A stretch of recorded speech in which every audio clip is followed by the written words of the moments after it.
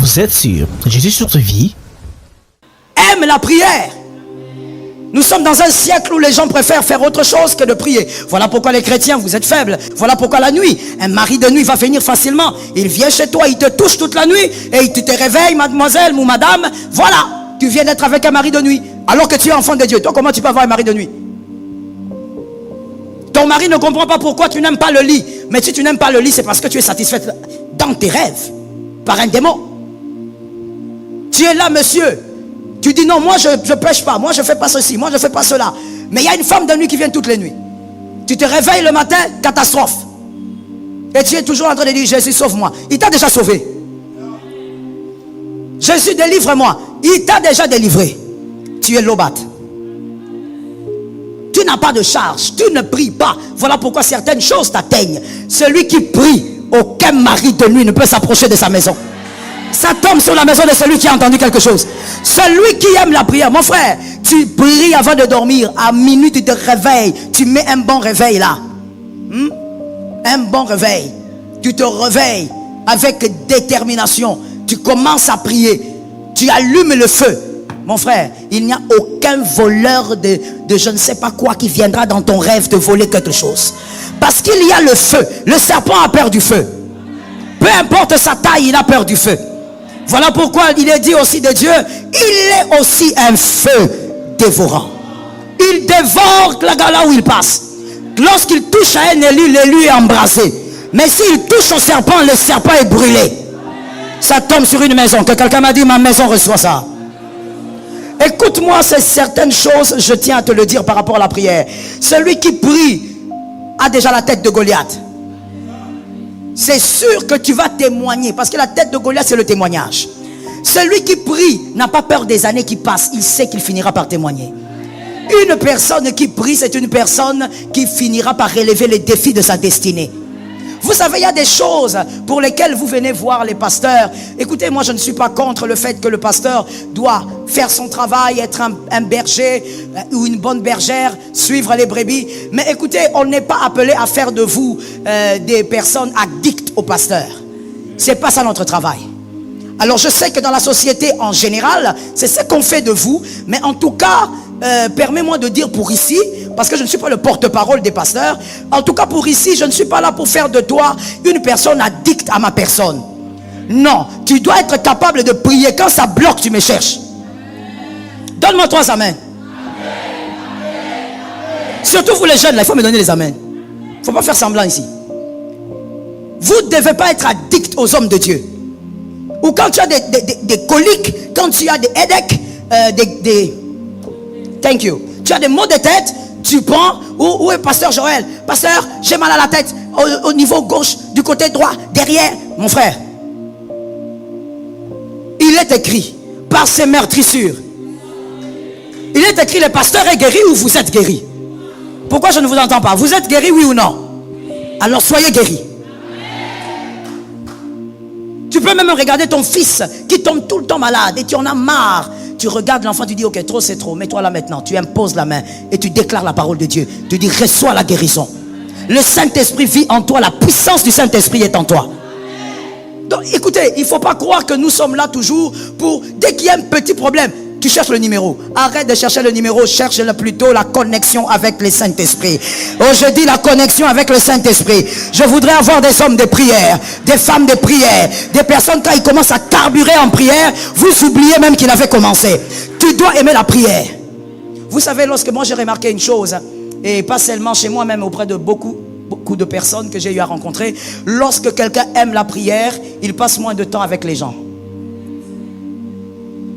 Quand tu es tout le temps avec tes amis, c'est parce que tu n'aimes pas la prière. Tes amis ont pris l'espace de la prière. Si tu pries beaucoup, tu n'auras pas beaucoup de temps pour tes copines. Est-ce que quelqu'un me capte? La prière vous permet donc d'avoir la tête de Goliath. La prière, celui qui aime prier, se retrouve aussi libéré automatiquement de certains jougs. Vous serez surpris de constater que vous aimez trop vous masturber, mais vous ne savez même pas quand est-ce que ça s'est arrêté. Et puis vous vous rendez compte que tiens, je ne me masturbe plus. Voilà, vous vous retrouvez en train de témoigner combien les jougs sont tombés. Que ça se passe dans votre maison. Vous remarquez que, oh tiens, j'étais impoli, Mais comment ça s'est recadré? Oh tiens, j'étais arrogante. Oh, mais comment ça s'est recadré? La prière permet que certains vices tombent. C'est un feu. Aime la prière. Prie beaucoup seul. Prie en groupe, mais prie. Celui qui aime la prière se retrouve victorieux là où certains ont été éliminés. Toi, tu vas te retrouver victorieux. Sur certains couloirs, on a éliminé certaines personnes par les défis de la vie. La sorcellerie de famille, les condamnations de famille, les pactes ancestraux ont éliminé certaines personnes de certaines courses. Mais toi, tu vas te retrouver en train de vaincre. On se posera la question dans la famille, comment tu fais? Toi-même, tu diras, je ne sais pas. Tout ce que je sais, c'est que je suis attaché à un Dieu. Lorsque tu pries, ce qui a fait pleurer les autres avant toi, toi, tu vas passer en train de célébrer. Ça tombe sur ton premier-né. Ça tombe sur ton premier-né.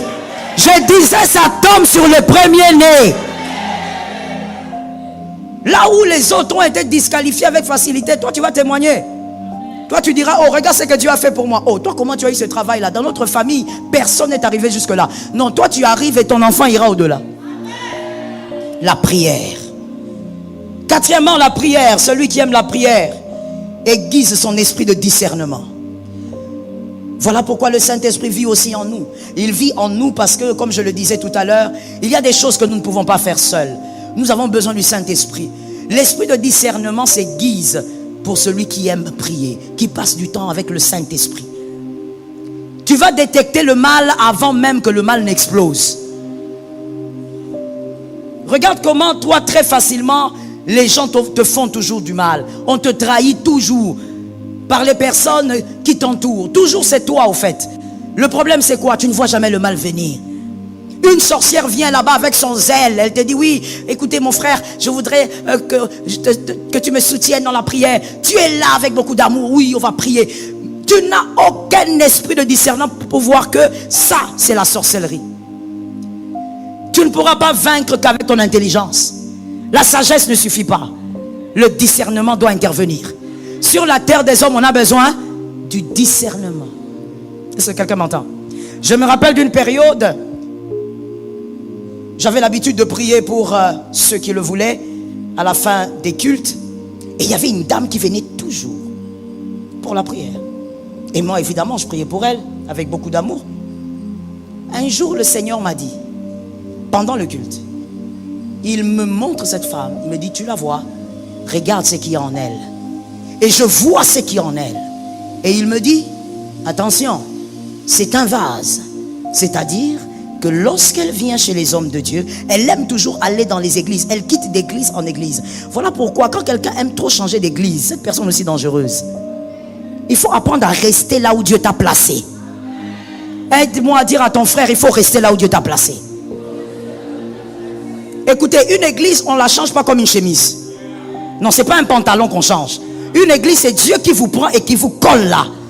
Et je vais même vous choquer. Une église, ce n'est même pas vous qui l'aimez. Ce n'est pas votre choix. C'est Dieu qui s'organise et il vous place là. Quand Dieu vous place, restez là. Je parle ou je laisse? J'entends beaucoup de résistance. Est-ce que je dois parler ou je laisse? Une église, on ne la quitte pas à cause d'un homme.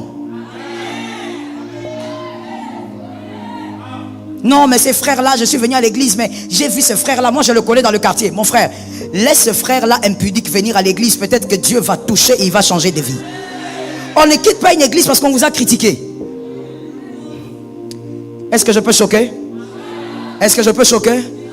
Lorsque tu quittes une église parce qu'on t'a critiqué ou parce qu'il y a quelque chose qui te déplaît au milieu des fidèles, des frères et des sœurs, c'est un peu ridicule. Parce que cela revient à dire, je quitte ma maison parce que les maçons n'ont pas bien travaillé. La maison que toi-même tu as, la parcelle tu as achetée, tu as construit ta maison, tu veux la quitter parce que le maçon n'a pas bien taillé un mur. Tu veux quitter la maison, tu la laisses. Est-ce que ça a un sens? Je veux quitter ma maison parce que tel homme est venu me visiter, mais je n'ai pas aimé sa manière de parler. Alors j'abandonne ma maison, ma femme, je te laisse dans la maison. C'est quoi ton problème? L'église est le lieu où Jésus te plante. Et quand il te plante, c'est pour mettre en toi ce qui est nécessaire pour ta destinée. Que quelqu'un m'a donné un amen. Quelqu'un a reconnu et m'a donné un amen. Là où Dieu te plante, on ne quitte pas à cause des hommes, on est connecté à Dieu. Ce que les hommes font dans l'église, tu dis Seigneur, regarde ce que les hommes font et traite ton église. Moi je suis ici à cause de... Merci. Alors Dieu me dit, cette femme elle quitte les églises, elle va d'église en église parce que c'est un vase. Je dis au Seigneur, c'est quoi ça ce vase? Il dit non, c'est un vase qui vient pour profiter de l'onction des hommes de Dieu. Quand elle donne sa tête, que vous lui imposez la main, elle vous soutire quelque chose. Il m'a dit, n'impose plus la main à cette femme. Tu vas voir, elle va pas faire elle ne fera plus 2 cultes et quittera l'église. J'ai dit, ok. Ce jour-là, elle est venue. Elle s'est mise à genoux. Je n'ai pas imposé la main. J'ai parlé. J'ai fini. Elle est partie. Après, la séance prochaine, je fais la même chose. Après quelque temps, on m'informe. Elle ne vient pas au culte. Elle ne vient pas au culte. Pourquoi? Elle est malade. Allez la voir si elle est malade. On va la voir. Non, non, non, rien du tout. C'est juste que les pieds me faisaient mal. Voilà, mais je viendrai. Mais ne vous en faites pas. Après quelques mois, la personne ne vient pas, comme le Seigneur avait dit. Pourquoi? Parce qu'elle avait un pouvoir occulte, diabolique. Mais si tu n'as pas l'esprit de discernement, c'est toi qui seras en train de dire, ouh, cette maman, elle est très serviable. Ouh, cette maman. Vous savez, quand vous avez l'esprit de discernement, certains cadeaux, vous les refusez. Je veux parler aux pasteurs et aux jeunes serviteurs, si vous êtes là. Il faut m'écouter. Certains cadeaux, on les refuse. On ne prend pas tout. Et on ne prend pas tout, ce n'est pas par rapport à votre besoin. C'est par rapport au Saint-Esprit. L'esprit de discernement qui va grandir en toi. La Bible dit, les présents corrompent le cœur. Fais attention. Lorsque tu n'as pas l'esprit de discernement, on va t'introduire le mal dans ta maison, dans ton foyer, par un présent, et tu ne le sauras pas. Ça va détruire toute ta vie. Que l'Éternel t'épargne au nom de Jésus.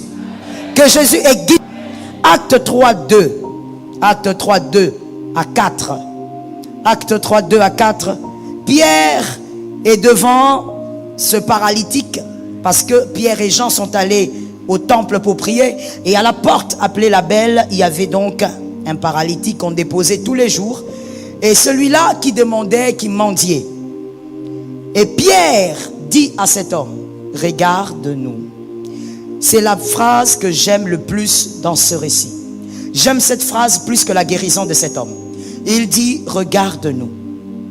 Il est en train de dire, mendiant, regarde-moi Pierre, regarde mon frère Jean. L'homme, la Bible dit, l'homme les regarda fixement. Il était sûr que ce jour-là, il allait avoir beaucoup d'argent. Alors que le but de Pierre était tout autre. Il dit, regarde-nous. Et ensuite, une phrase étrange vient suivre. Je n'ai ni or, ni... Mais qu'on te regarde, pourquoi alors? J'aime cette phrase-là. Regarde-nous parce que nous n'avons rien. Regarde-nous parce que nous ne pouvons pas t'aider. Regarde-nous bien, nous ne sommes que humains, comme toi. Alors nous ne pouvons pas t'aider. Celui qui pourra t'aider vient d'autre part. Celui qui pourra t'aider, c'est celui que nous avons reçu. Est-ce que quelqu'un m'entend? C'est comme ça qu'il peut dire, je n'ai ni or ni argent, mais c'est que j'ai. Il a eu parce qu'il a reçu. En d'autres termes, moi être humain, je n'ai pas la solution à ce genre de problème. Moi humain, je n'ai pas la solution à ce genre de problème. Mon frère, ton problème c'est pas un homme. Ah, ça tombe sur quelqu'un qui est là-bas. Ton problème c'est pas un homme qui va le résoudre. Ah, efface un peu le tableau de ces hommes que tu as mis dans ta tête. Non, ce médecin là va faire quelque chose. Le médecin là ne fera rien. Sur ce tableau-là, aucun médecin ne va faire quelque chose. Il faut faire intervenir l'homme de Galilée. Il faut que le Saint-Esprit vienne intervenir.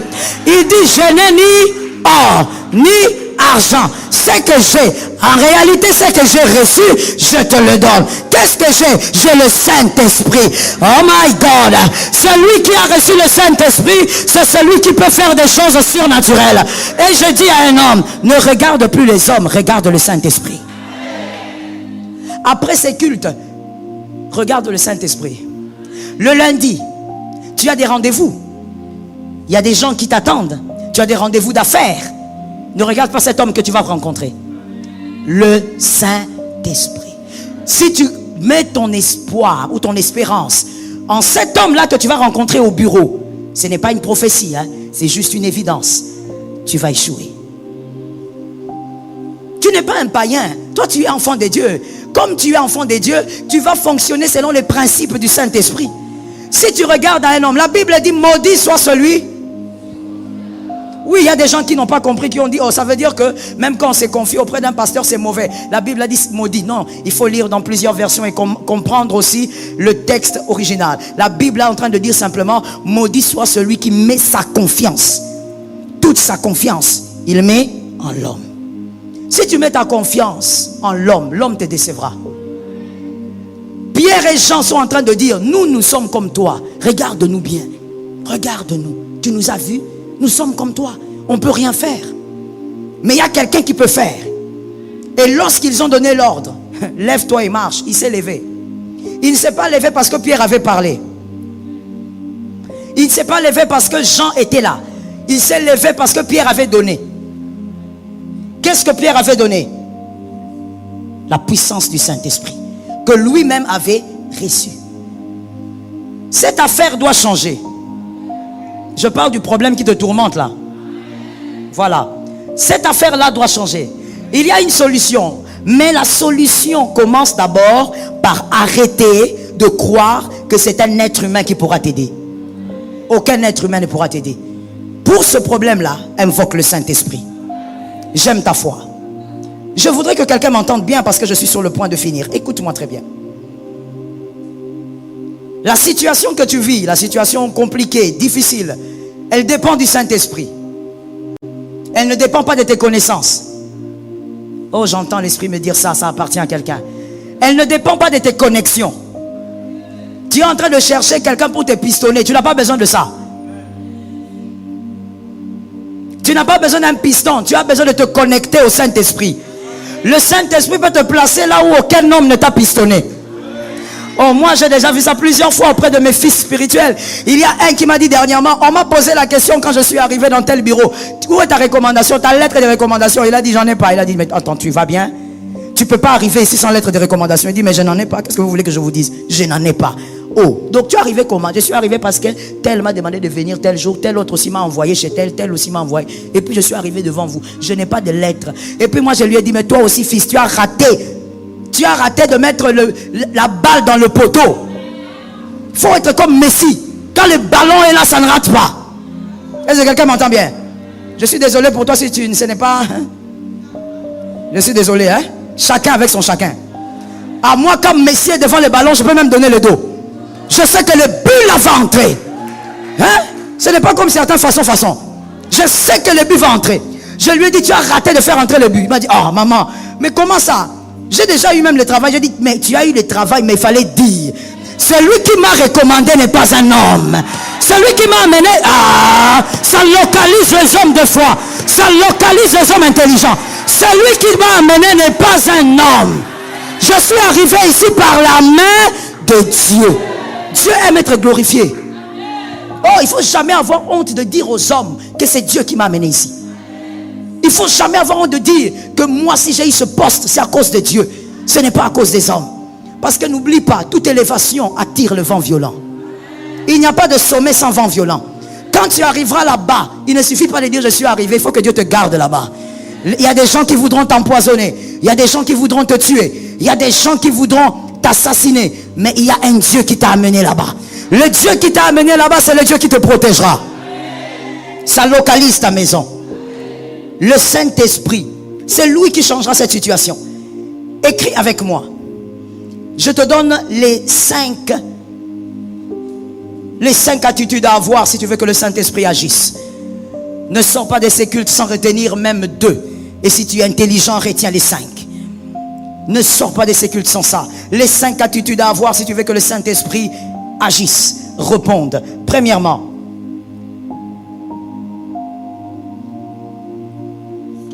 la première attitude à avoir, tu dois lui parler de la situation avec confiance. Hébreux 11, 6. Parle-lui de la situation avec confiance. Hébreux 11, 6. La foi. Il est impossible de lui être agréable sans la foi. Quand tu parles au Saint-Esprit, ne lui parle pas comme quelqu'un qui ne croit pas trop que ça va marcher. Non. Confiance au Saint-Esprit. Tu sais que ça va marcher. Une demande mal formulée produit le désintéressement. Retiens ça pour ta vie. Une demande, même auprès d'un être humain, une demande mal formulée crée le désintéressement. Même si tu viens chez moi, tu me demandes de faire quelque chose, mais tu ne formules pas bien ta phrase, tu es en train de t'embrouiller toi-même. Je veux me désintéresser à ce que tu diras. Alors fais attention. Lorsque tu parles au Saint-Esprit, crois qu'il agira. Consente que tu crois qu'il agira. Deuxième chose, manifeste la confiance. Manifeste cette confiance, que l'on voie et que tu as confiance au Saint-Esprit. Brise l'inquiétude, brise la tristesse, brise l'angoisse, vis dans la confiance. Toutes ces choses-là, brise-les. Refuse de pleurer pour la situation, dis c'est fini. Je ne pleurerai plus pour ça. Cette affaire c'est fini. Même si devant moi ça continue, je dis je ne pleurerai plus pour ça. Brise la tristesse. Le diable aime la tristesse. Le diable aime l'inquiétude. Le diable aime la peur. Parce que ça ôte la foi. Quand tu n'as pas la foi, même si tu pries pendant des heures, tu seras une cymbale qui retentit. Alors brise ces choses. Que quelqu'un dise avec moi à partir d'aujourd'hui, le diable ne touchera pas à mes émotions. Tu vois quelqu'un qui est en train de prier, il pleure, mais ce n'est pas des larmes d'adoration, mais il pleure parce qu'il dit, Seigneur, moi vraiment c'est fini. Comment tu peux prier devant Dieu et tu dis, Seigneur, c'est fini? Devant lui, on dit, je sais que tu es capable. Dieu est capable de faire tout ce qu'il dit. Tu dois manifester. Écoutez, j'ai aimé la parole de cette écriture qui dit, montre-moi ta foi. C'est Jacques, j'aime Jacques. Montre-moi ta foi sans les œuvres. Moi, je vais te la démontrer par les œuvres. Arrête de dire je crois. On doit voir que tu crois. On doit voir que tu sais que Dieu est là. Tes enfants doivent sentir que tu crois que Dieu agira. Ton attitude. Tu ne peux pas prier puis tu viens auprès des enfants, tu es triste, tu pleures, voilà, je ne sais pas ce qui va arriver demain. Mon frère, ne pas savoir ce qui va arriver demain n'est pas le problème. L'essentiel c'est de savoir qui tient le lendemain. Ça tombe sur celui qui a entendu. Mais oui, même moi là, nous tous, écoutez, on n'a pas besoin de savoir ce qui va arriver demain. Il y a beaucoup de choses qu'on ne sait pas. Et tant mieux, parce qu'il y a quelqu'un de plus grand que nous qui tient notre lendemain. Brise la tristesse. Troisièmement, soyez dans le feu de la prière. Comme je l'ai dit, il y a quelque chose qui ne marche pas, prie pour ça. Sois dans le feu de la prière. Les prières privées et aussi les prières collectives. C'est important de prier avec les frères. C'est important de prier à l'église. Lorsque nous avons des programmes à l'église, c'est important que tu puisses t'unir à ces programmes. Parce que c'est important d'allumer un feu collectif. Que quelqu'un me dise le feu. Je vais t'expliquer ça simplement. Comme 1 plus 1 égale 2, tu vas comprendre. Écoute. Pourquoi nous devons unir nos feux? Parce que ton feu, plus le feu de l'autre, fait un grand feu. Et il y a aussi une autre réalité spirituelle. Celui qui a un feu, parce qu'il a été humilié par son père comme David, son père Isaïe. Le feu de David n'est pas le feu de Joseph. Joseph, lui, n'a jamais été humilié par son père. C'est un fils à papa. Joseph a été toujours le chouchou de son père. Donc Joseph, quand il était chez son père, il n'avait aucun feu. Mais David, il avait un feu. Parce que lui vivait l'humiliation et il tenait. Le feu de David ne ressemble pas au feu de Joseph. Les types de problèmes que tu as eu ne ressemblent pas au type de problème que ta voisine a eu. Elle a vaincu des plus grands problèmes et elle a gardé le feu. Lorsque tu pries avec quelqu'un comme ça, tu te connectes à son feu. Et Dieu permet que son feu touche aussi ta destinée. Je dis à une personne, il faut aimer la prière qu'on fait dans une église. Donne-moi un amen. Là par exemple, on a un mois de prière à partir du 1er juin. Tu ne peux pas dire je vais manquer la prière parce que c'est un mois, je viendrai vers les 17. Mon frère, peut-être que c'est le premier jour que Dieu va permettre que ton feu s'associe au feu du frère et que ta situation change. Donne un amen de quelqu'un qui entend. La prière collective est importante. Il y a une onction collective aussi qui se manifeste, qui ne va jamais se manifester dans ta chambre, qui ne va jamais se manifester même si tu vas seul à Mangengengue. D'ailleurs, Dieu n'est pas sur une montagne, Dieu il est partout. On ne se focalise pas que sur un lieu. Dieu est partout. Je dis à une personne, prie en privé et aime aussi les prières collectives. C'était le 40e point. Alright. 4e. N'écoutez pas les langues venimeuses. Fouillez ça. Les langues venimeuses. Des personnes qui sont toujours là pour te dire que ça ne marche pas jusqu'à aujourd'hui. Des personnes qui te rappellent ton âge comme si tu as oublié. Tu n'as pas oublié ton âge. Que personne ne te rappelle ton âge. Je le dis devant lui qui aime te rappeler ton âge, qu'il m'entende moi-même dire ça. Qu'il arrête de te rappeler ton âge. Non, depuis là, tu as maintenant 42 ans. Je sais. Tu n'as pas oublié ton âge. Mais depuis là, maintenant tu as 55 ans. Comment ta vie? Ma vie a fait quoi? Ta vie n'est pas la copie de la vie de ton frère. Ta vie n'est pas la copie de la vie de celui qui est derrière. Alors qu'il arrête de te rappeler ton âge tout le temps. Les langues venimeuses qui sont là pour te dire, mais cette église là, depuis que tu es là-bas, tu vis quoi? Mais mon frère, est-ce que tu sais même pourquoi on va à l'église? Quand tu poses à ton frère des questions comme ça, sais-tu pourquoi on va à l'église? On va pour aiguiser notre intimité avec Jésus, aiguiser notre connaissance avec Jésus. Et quand Jésus bénit, on acclame. Mais l'église n'est pas un restaurant.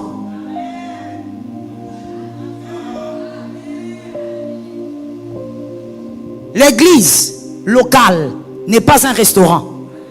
Là où tu vas et quand tu sors, on te demande, tu as mangé quoi? Dieu a fait quoi dans ta vie? Ce n'est pas un restaurant. Jésus n'est pas notre serveur. L'église est le lieu où nous grandissons au milieu des frères. Et c'est la volonté de Dieu. Donc il faut arrêter avec ces langues venimeuses. Fouille-les. D'ailleurs, je vais mieux le dire, ne les fouille pas. Chasse-les. Parce que quand tu les fouilles, c'est comme si tu as peur d'eux. Tu n'as pas peur d'eux? Dis-leur, à partir d'aujourd'hui, toi et moi, on va se voir que le week-end. Oh, pourquoi? Pourquoi? Parce que tu as une langue venimeuse. Tu me dis des choses qui tuent ma foi. Quand toi tu viens me parler, tu viens toujours me rappeler combien je n'évolue pas, combien mon mari n'est pas bien, combien ma femme n'est pas bien, combien je ne mets pas au monde. Toi quand tu viens, tu m'amènes dans la tristesse, tu me remplis d'angoisse. Je veux te voir seulement une fois par mois. Est-ce que quelqu'un m'entend bien? Il faut être libre, mon frère, de dire à une personne ce que vous pensez avec politesse et respect. Mais il faut le dire. Je dis à quelqu'un, ne sois pas hypocrite. Je sens que là-bas ça va chauffer. Je répète, ne sois pas hypocrite. Les hypocrites, ne sois pas hypocrite. Sois capable de regarder quelqu'un dans les yeux et dis-lui, tu sais mon frère, depuis que je te connais, en réalité, tu ne m'as pas beaucoup aidé. Hein? Ce n'est pas une question financière, mais même me donner le courage dans ce que j'ai fait, tu fais rien. Tu es seulement là en train de me rappeler combien de fois j'ai échoué et combien ma famille... Vous savez, il y a des gens comme ça qui vous rappellent combien votre famille ne vous soutient pas. Mais monsieur, mademoiselle, madame, toi aussi, comment peux-tu laisser un intrus t'expliquer ou t'enseigner sur ta propre famille? Oh non, toi comme tu es comme ça, vraiment les niveaux de tes frères, comment on ne s'occupe pas de toi? Avec tout l'argent que ta grande sœur a, ça te concerne. Hein? Comment tu peux laisser quelqu'un d'autre t'enseigner sur ta mère? Oh, ta maman, avec les niveaux de connaissances qu'elle a, elle devait t'envoyer en Europe. Personne ne connaît ta famille mieux que toi. Dis à cette langue de vipère. Même Jésus avait dit race. Dis à cette personne, tu es une race de vipères. Et tu sais ce qu'elle va dire? Elle va dire, tu as dit quoi? Répète-lui ça, toi, tu es une race de vipères. Quand tu es à côté de moi, je n'ai pas la foi. Quand tu es à côté de moi, même la prière que j'avais décidé de commencer, tu me décourages. Alors s'il te plaît, je veux te voir seulement à Noël. Est-ce que on est là? Seulement à Noël. Fais aussi attention, je suis toujours dans le 4. Fais aussi attention, n'approche pas les fleurs vénéneuses. Il y a aussi des fleurs vénéneuses. Très belles fleurs, mais vénéneuses. Quand tu regardes la personne, l'apparence comme ça, tu sens qu'avec cette personne ici vraiment, tu vas apprendre des choses. Alors que c'est une fleur vénéneuse, elle va te détruire. C'est une personne qui va te montrer d'autres voies que la voie de Jésus. C'est une personne qui va te dire, écoute, dans la vie, mon Dieu, j'ai entendu une femme dire ça, c'était en confessant en fait. Elle disait à sa copine dans le temps, tu sais, même les pasteurs nous enseignent, dans la vie il faut savoir arracher. Il faut arracher. Tu arraches. Tu arraches. Quelqu'un a compris, hein? Ah, les hommes intelligents ont compris. Il faut arracher. Il faut être violente. Là, elle dit à sa copine, et c'est elle qui est venue se faire confesser chez moi des années plus tard. Il faut arracher. Il ne faut pas attendre. Et puis il faut être comme Esther. Si Vashti n'est pas là, viens t'asseoir. Tu vois la femme là du voisin là qui sort toujours faire les jogging en culotte. Vous aussi les hommes mariés. Faites votre jogging avec votre pantalon s'il vous plaît. Vous nous compliquez la situation. Ah, le voisin là qui sort avec sa culotte qui fait le jogging. Tu as vu, sa femme c'est Vashti. Toi tu es Esther. Mon Dieu, je ne savais pas qu'à l'église on créait aussi des évangélistes de ces gens-là. Elle a évangélisé en ordre et en désordre sa copine. Sa copine a dit oui, c'est vrai. Moi c'est Esther. Elle c'est Vashti. Je vais aller prendre mon mari. Elle a usé de toutes les techniques diaboliques. Et elle est sortie avec l'homme d'autrui. Et cet homme a pris cette fille comme deuxième femme. Et la copine maintenant, des années plus tard, elle vient se repentir dans mon bureau. Moi je dis maintenant ta copine là elle est où? Non, elle est toujours mariée. Je dis maintenant tu vas faire quoi? Parce que tu la induises en erreur. Elle vit dans le péché. Elle a détruit le mariage de quelqu'un. La femme là a pleuré. Mon frère, écoute-moi bien. Reste dans l'équilibre et reste dans la vérité. Est-ce que quelqu'un m'a bien entendu? Il y a des personnes, soi-disant vos amis, mais qui vous entraînent vers un chemin obscur. Reste dans la vérité. Et je dis à une âme, fils et fille de Dieu, à un certain moment, à un certain degré, il y a un psychologue qui dit qu'à un certain degré, tout le monde est influençable. Mais moi je viens maintenant te dire, je suis d'accord avec lui et je te dis, même à ces degrés-là, fais attention. Il ne faut pas être trop influençable. On t'amène à gauche par des copines, on t'amène à droite. Sois toi. Garde ton identité et reste dans la parole. Cinquième et dernière chose, donne des semences jusqu'à l'accomplissement. Ça localise un frère. Donne des semences jusqu'à l'accomplissement. Ne sois pas comme Anne. Anne a perdu le temps. Elle a retardé Samuel. Parce que tous les jours elle allait au temple, mais elle ne donnait pas la sémence qu'il fallait. Le jour qu'elle a donné la sémence qu'il fallait, elle a dit, mon fils deviendra le tien. Anne a eu son enfant. Ne te mets pas en retard. Et je dis à quelqu'un d'autre, ne mets pas non plus Dieu en retard. Comme Abraham. Vous voulez l'écriture? Ok. Pour Anne, prenez 1 Samuel 1, 11 à 12. 1 Samuel 1, 11 à 12. Pour Abraham, prenez Genèse 18, 6 à 15. Vous êtes sur Jésus sur ta vie?